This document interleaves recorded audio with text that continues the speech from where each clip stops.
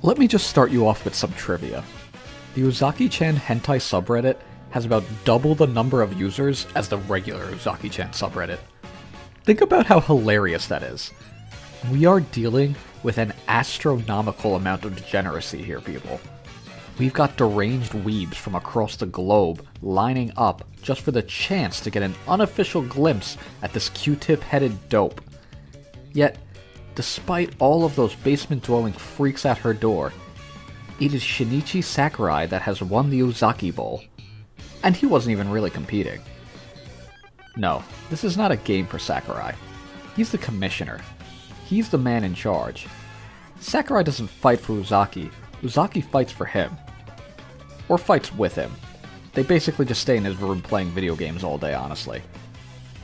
Which is truly the ultimate relationship for the ultimate man. But of course Sakurai doesn't just make Uzaki play games all day. He's a man that takes charge and plans out some top-tier dates. Like a trip to the mall where... that wasn't supposed to happen. Let's see, how about a trip to the beach? When you're as shredded as Sakurai, of course you want to go to the beach. Even if he only has eyes for Uzaki. Or no eyes and then... Huh. Alright, so maybe Sakurai isn't the best date. But true Chads are flawed individuals. He thrives in his imperfections. When I go to a diner and order a short stack, I get 2 pancakes and a microwave sausage for $18 plus tip. This Giga Chad goes into his cafe where he works, and the short stack comes to him. Uzaki got herself a part-time job, just so she could be in the presence of Sakurai during every hour of the day. Who needs to be good at dating when the date orbits you like the 2 planets of Uzaki? What makes Sakurai such a Chad is not the fact that he developed the Super Smash Bros. Series, as well as the Kirby series. No, because he didn't. That was a different Sakurai. Our Sakurai just wants to stay home all day playing video games, and work on his six-pack. There is very little crossover between the six-pack community and the gaming community. Sakurai alone is basically what connects the two communities. Sakurai balances his job, Uzaki, and his hobbies while also pursuing higher education. And he must be going to college to become a chiropractor, because this man knows how to keep Uzaki happy in all facets of life. Her showing no signs of back pain is probably the most impressive thing about this series, and we gotta chalk that one up to Sakurai somehow. But really, that's not even the most impressive thing here. Do you know what other rom-coms do? They run for hundreds of thousands of chapters before their main characters even look at each other. We'll reach the heat death of the universe before Taiki in Blue Box ever thinks about announcing his feelings out loud. Sakurai, though? 70 chapters in, we're already dating, holding hands, and meeting the parents. Heck, we're more than just meeting the parents. Uzaki's mother may or may not want to have an affair with Sakurai. She's definitely thinking about it. But Sakurai wouldn't dare. He's just out here trying to live his best life and pet some cats. He is a man with his priorities in place. It's not just Uzaki's mother, though. No. Even Uzaki's father is all about Sakurai. You'll never find a better pair of gym buddies. Like Jordan and Pippin. Except without the gambling addiction and fractured relationship. Well, there's a little bit of fracture, but that's mostly due to classic anime rom-com misunderstandings. Regardless, we have ourselves 2 absolutely shredded individuals with a penchant for pleasing Uzakis. Who has it better than these Chads? Honestly, nobody. This series has a multiple chapter arc about how in love Uzaki's parents are. This might just be some Reiwa era propaganda, but these 2 just can't stay off of each other. I mean, yes, there is the whole thing with Uzaki's mother considering Sakurai's glances. But once again, it's not like we can blame her. Everybody loves everybody in Sakurai's series. That's just how it is. For as lewd as things get between the elder Uzakis, though, nothing can top the absolute, unabashed debauchery of completely uncensored, incredibly intimate, and slightly illegal public handholding. I've read my fair share of rom-coms at this point, and my descent into depravity has taught me a number of things. Awful, terrible, horrifying, amazing, wonderful, beautiful things. My biggest takeaway of all from my road to degeneracy, however, is how incredibly, frustratingly brain-dead rom-com protagonists tend to be. So much so that when met with the absolute Chad, that is Tadano Hitohito of Komi Can't Communicate, I was so overtaken by his BD energy that I had to toss my volume 12 to the floor and run around telling anyone that would listen to read this series. It took me 15 years to have a girl even look at me without wanting to projectile her school lunch all over the classroom. And none of them even had communication disorders. Meanwhile, our Chad protag Tadano gets Komi to whisper sweet nothings to him in like 2 chapters. Okay, Magic Man, settle down. You're making the rest of us look bad. Now we're going to be entering into heavy spoilers for Komi Can't Communicate, so if you're not looking to have your mind melted by the things I say, I'd highly suggest communicating with another one of our videos here on S-Class instead. You go ahead and do that ASAP, because I can't hold back any longer my true feelings for Chadano. Okay, so technically Tadano isn't even the protagonist. He's so painfully average that he couldn't be anything more than the deuteragonist. But the Mad Lad doesn't care about titles like that. He doesn't care that Komi has her name sitting atop each chapter. He doesn't care that her kanji blasts across the front page of Netflix. Nah, Tadano ignores all that stands before him. He ignores the cries of his classmates that think him bland and boring. Instead, he looks them square in the eyes and says, "You may hate me, you may curse my name, but I shall help cure every last one of your communication disorders, for I am the Rosetta Stone, and I understand all." Tadano is so focused on being a social savior that he literally ends up getting the most average grades in his class. But instead of me thinking, damn, this guy's kind of dumb, I think, damn, the curriculum in Japan must be written so poorly if it's not catered to this absolute perfect specimen of a human being. Who cares if he got a 77 in math? The only number for Tadano is a perfect 10. Which is probably why our boy ends up living the dream with Shoko Komi, who breaks mathematics altogether by going beyond the magic number in her perfection. Honestly, calling him Chadano might not be giving him enough credit. This perfectly average student disregards his basicness and obliterates rom-com tropes one by one. None greater than in his confession to Komi when, in a twist not even M. Night Shyamalan could have dreamt of writing, Tadano clarifies his feelings towards Komi. He leaves zero room for doubt or misunderstanding. This unchiseled, godless creature tossed away centuries of rom-com tropes and went out of his way to make sure his words could not be misinterpreted. A true Confucius of the modern day. And you know, speaking of perfection, we can't go without mentioning the time that our king had the top-tier Gyaru, Rumiko Manbagi, in bed with him after partaking in the ultimate winter vacation. And then, being the respectful Chad that he is, he completely removes himself from any potentially suspect conversations. Not to mention he gets hit with the rom-com trope of being told I love you at a time when he couldn't even hear it. Oh, except he did hear it. Rom-com tropes dropping faster than a side character at the end of Harry Potter. This man has himself 2 of the most perfect girls in all of media, 1 on each arm. Monkey D. Luffy thinks he's slick with Zoro and Sanji on his left and right, but the Pirate King would have to kneel in the presence of Tadano the Conqueror. Forget about bounties and power levels. Tadano one-punches the entire anime industry and then brushes his immaculately groomed cowlick. No matter how powerful he is though, Tadano doesn't have such frivolous goals of world domination, or fame, or fortune. He doesn't hope to become Hokage. He doesn't even want to be class president. All he wants to do is make Komi happy. Hold some hands, go on some dates. He just wants to enjoy an average life. So he does. Because Chadano accomplishes what Chadano sets his mind to. Like Yoshikage Kira. All the way down to the hands. Except Chadano actually, accomplishes his dream. And also doesn't murder people. On the contrary, Chadano goes through a minefield of hate and vitriol every day that he walks into school.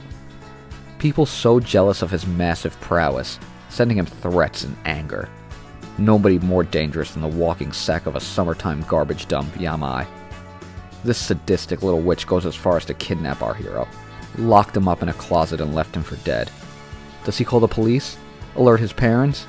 No. He just makes sure she becomes friends with Komi, so that Komi can reach her goals. Hang on there, Chadano. I think you dropped your crown during the kidnapping. At face value, you may see him as the king of Chads, but we have failed to mention that our king looks at gender roles and spits in their face. Our guy is an open-minded angel and has no issues being our girl too. Chadano is here for everyone, and looks damn good while doing it. Gets Komi confessing to him, gets Manbagi confessing to him, hell, even gets this big beautiful buffoon expressing his own love for Chadano. Dress or no dress, king or queen, we live for it. Next thing you know, people are going to be lining up just blatantly asking him to do lewd things to them like giving them head pats. And oh my god. One day you're the victim of a horror movie tier noodle monster and her incessant bullying. The next day she's begging to get painted like one of Leonardo DiCaprio's French girls. The art club has this one gangly looking glasses wearing Gumby, and yet day after day he's got girls lining up into the halls trying to get in to see him. Who is this man? He is simply known as Senpai. Or, more aptly, Chadpai. He has an actual name, but we didn't learn it until like 70 chapters in, and honestly at this point it's irrelevant. For he has asserted himself beyond any potential namesake. His family's lineage could date back to Emperor Meiji, and he'd still throw away the title. For the only title that's relevant today is Chadpai. Sure, the series might start out with Senpai getting mind crushed like he just lost a game of Duel Monsters, but he turns things around pretty quickly.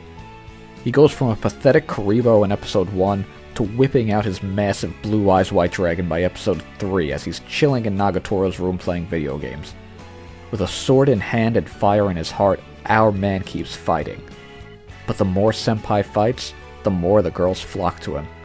Not even this hentai protagonist-looking freak can stand in the way of Senpai, because our guy just keeps glowing up, despite all odds.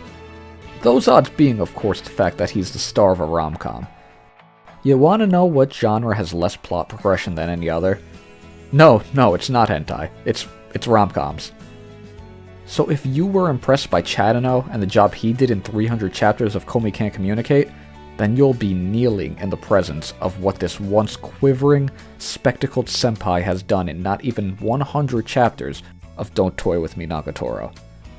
I mean, it took the man that I and the greater Komi community once dubbed Chadano thousands upon thousands of pages just to get his hand held. Meanwhile, our guy Chadpai is out here getting saucy FaceTimes. Some men pay Twitch streamers good money for what Chadpai is having thrown at him for free. And it's not just Nagatoro throwing herself at him like a Shohei Ohtani fastball. No, our guy has Best Girl Gamo, mouth-breathing dinosaur Yoshi, and town bicycle Gyaru Sakura wrapped around his finger too. Yet somehow we still have even more ladies falling at the feet of Senpai's aura like the conqueror he is. We've got, no joke, 3 separate instances of naked women just casually interacting with Senpai. He's like a magnet for attracting well-endowed people that refuse to wear clothing. I don't know a lot about science or magnets, but it seems like at this point we can make a hypothesis that if Senpai keeps growing into Chadpai, then there will be no girls left for anybody else. We also need to stop for a second and acknowledge the fact that when faced with this King Kong-sized girl who almost definitely needs regular visits to the chiropractor, Senpai's first thought is just to blurt out, "It's the big one." The big one. This line broke me. Senpai has already evolved into a godless myth of a man, but now he's also dubbing people like he's some unholy king of dojins. But Senpai, being the absolute Chad that he is, only has eyes for Nagatoro. She may torture him like she's Eddie Murphy in that new Saw movie that nobody watched, yet Senpai remains loyal. Senpai is the type of guy you bring home to your parents. Or whatever these creatures that live with Nagatoro are. Doesn't really matter, because they're gonna be his in-laws whether they like it or not. And who wouldn't want to have an absolute renaissance man as their son-in-law? Senpai isn't just an artist, he is the artist at his school. Granted, that's because nobody else actually shows up to the art club other than the occasional big one, but he's still the one running the show. Like a Japanese Leonardo da Vinci. Except without the syphilis. Well, maybe a little syphilis. Nobody really knows where Yoshi came from. Honestly though, it doesn't matter what Senpai has going on, because becoming Chadpai isn't something that you just decide to do. It's a state of mind. Senpai doesn't think, he just reacts. When these no-faced H-game pro tags try getting in the way of him and Nagatoro, you don't see Senpai stopping to plan out his next move. What you see is a Chadpai being overtaken by his own essence and going full-on Ultra Instinct. We got Goku taking 200 chapters just to realize what planet he's from. Meanwhile, we've got Senpai after like 2 weeks already exuding the unspeakable knowledge that he hails from the planet Chad. Who cares what his birth parents actually named him? This guy has no kryptonite, no magical weakness. He is simply Chadpai of planet Chad. Or Naoto. I guess he also goes by the name Naoto. Not as much pizzazz there though. You know what? Let's just call him the Lord of the Big One.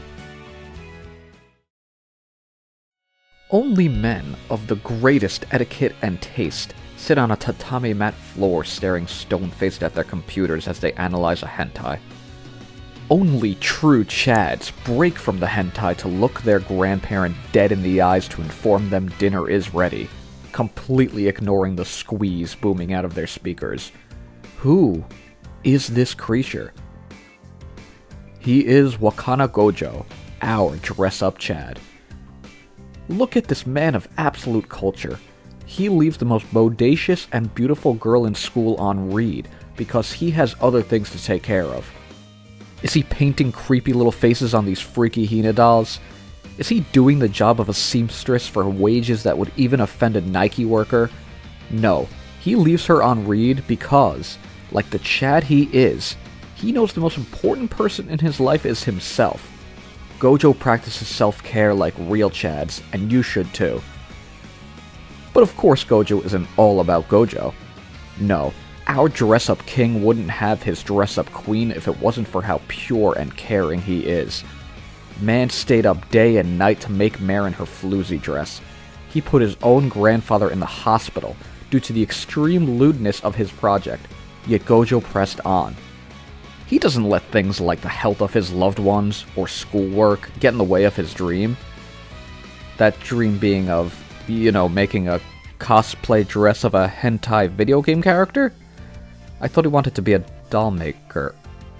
Whatever, irrelevant details. You know why it's irrelevant? Because Gojo takes care of business. When you give this man a job, there are no excuses, just solutions. Superfluous things like budget mean nothing. He only does the best work no matter the cost, because he is a man of pride. A true artist. Like Leonardo da Vinci, or that guy that made Beethoven's Ninth. Unrivaled, unforgettable, historical talent. Just talent can't explain the Chad that Gojo is, though. I don't know about you, but I don't just casually go to love hotels with the hottest 2D characters we've seen since... Let me check my notes. Last season? No, I don't. Because anime girls aren't real. Also because love hotels aren't real. Just some strange fever dream created by Nintendo. But if my tinfoil hat and conspiracy theories are wrong, and anime girls truly do exist, then damn. Gojo has absolutely buried all other protags that dare to even stare in his direction. Senpai? Senpai. Tadano? Tadano, bro. This is the era of Gojo. This is the man that has Marin straddling him at every turn. Marin. Remember the farm girl from Ocarina of Time? This is her now. And she no longer has eyes for Link. She's no longer one of those weird horse girls that you avoid because they smell like hay and manure. No, Marin is the pristine dress-up queen to our dress-up king. Romcoms are changing people. Who cares if it took Chadano 300 chapters for Komi to look in his general direction, squeak out half an incoherent sentence? Forget the fact that Chadpai still has his mind melted every time Nagatoro merely asks him a question. With our dress-up Chad, the triumvirate of best boys proves that the Reiwa-era rom-com is doing a damn good job of leaving an impression. I mean, come on. Gojo is the star of a show about cosplay. It took me almost an entire season to realize that, you know what? This show is about cosplay, isn't it? I had completely forgotten that was even the point. I was way too focused on the other aspects of the plot. No, not that, you sickos. Gojo doesn't even give it the time of day. He only cares about helping people he just met follow their dreams. Those dreams, once again, being to cosplay, I think. Now, I don't know much about cosplay. Like I said, I'm not even positive that this whole thing is about cosplay. I mean, I did once dress up as Ness for Comic-Con, but that barely constituted cosplay. What I do know, however, is that, despite this entire series being about Gojo getting Marin all dressed up, that our dress-up Chad is truly the real sultan of fashion. I mean, just look at this drip. I think that just about settles it. Have you ever seen someone openly wearing a hentai shirt and thought anything other than, oh my god, this is the coolest, most inspirational human being I've ever met? Probably not. And when someone like Marin bestows this holy grail of fashion onto you, you can't be anything other than my dress-up Chad. Actually, ignore that last part. Have you ever watched a rom-com that didn't drag out for 732 episodes before the lead characters even sneezed in each other's direction? Luffy will become the Pirate King before Marin and Gojo even cosplay as a real couple. I mean, come on. I read through Komi Can't Communicate for years, and it took nearly 200 chapters just for her to look at the strap of Chadano's underwear. And that alone nearly killed her. Which is fair. But the danger's in my heart. One season down and Ichad is embracing his girl and crying into her while telling her how much she's changed his life. Getting head pats so ferocious that I'm not sure if they're even legal to air on TV. He locked up his true love in less than 12 episodes. Yamata got herself the man that Taylor Swift has been singing about trying to nab for 35 years. All in one season. As middle schoolers. Uzaki-chan is an anime that takes place during college, and in the first episode you have like 3 whole semesters pass before our 2 characters even hang out. It's called Uzaki-chan Wants to Hang Out, not Gets to Hang Out. Granted, once they do hang out, he gets a fistful of melons, but that's because Sakurai is a Chad of distinguished tastes.